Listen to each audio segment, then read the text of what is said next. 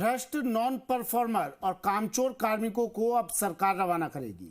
सरकार सीआरएस की तैयारी कर रही है। मुख्य सचिव सुधांशु पंत ने सभी विभागों को इसके निर्देश दे दिए हैं।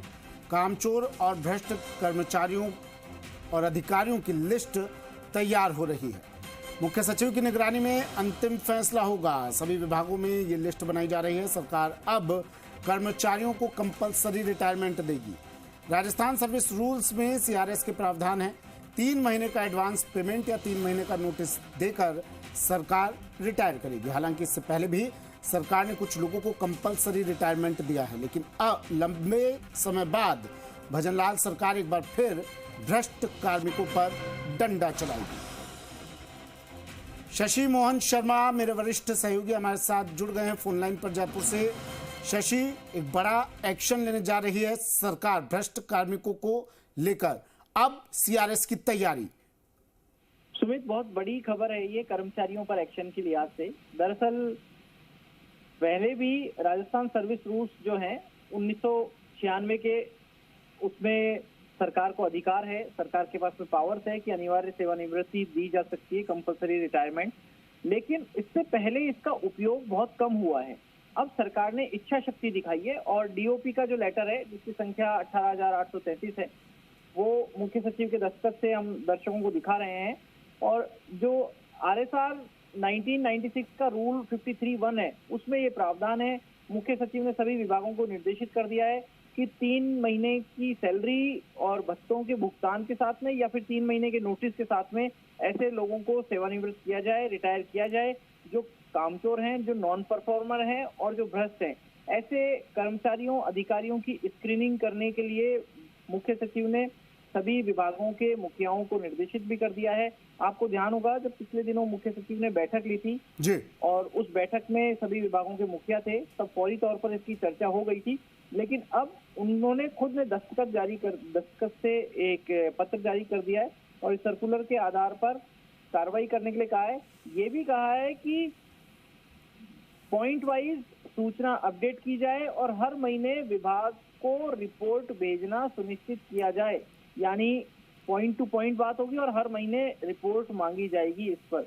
और साथ में ये भी कह दिया है कि जो निर्देश हैं वो भी जरूरी बता दिए गए हैं कि किस आधार पर तय करना है कि कौन नॉन परफॉर्मर है। जी सुमित। शशि, नॉन परफॉर्मर कौन है? अब ठीक है, भ्रष्ट कार्मिकों की लिस्ट तैयार हो जाएगी।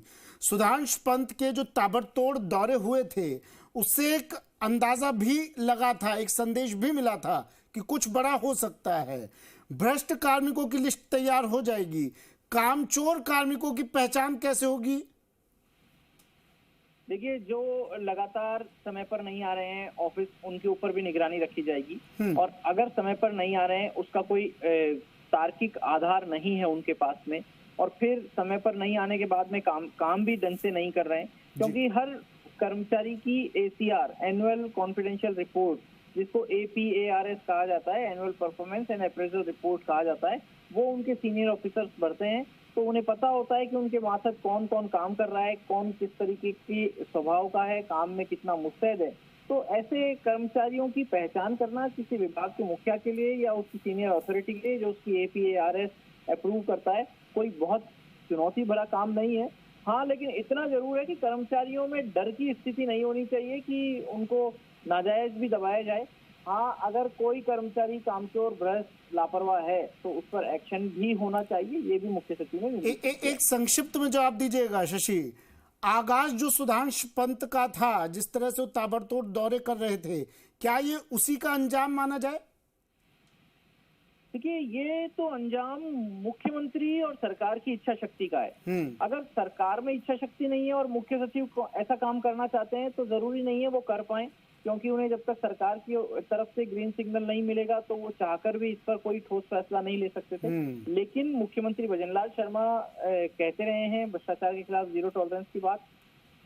पिछली मीटिंगों में एक सुझाव ये आया कि अगर भ्रष्टाचार के खिलाफ जीरो टॉलरेंस का मैसेज देना है तो एक कदम ये उठाया जा सकता है और भ्रष्ट अधिकारियों के खिलाफ, कर्मचारियों के खिलाफ। शुक्रिया शशि, तमाम जानकारी के लिए। शशि मोहन शर्मा मेरे वरिष्ठ सहयोगी हमारे साथ जयपुर से जुड़े।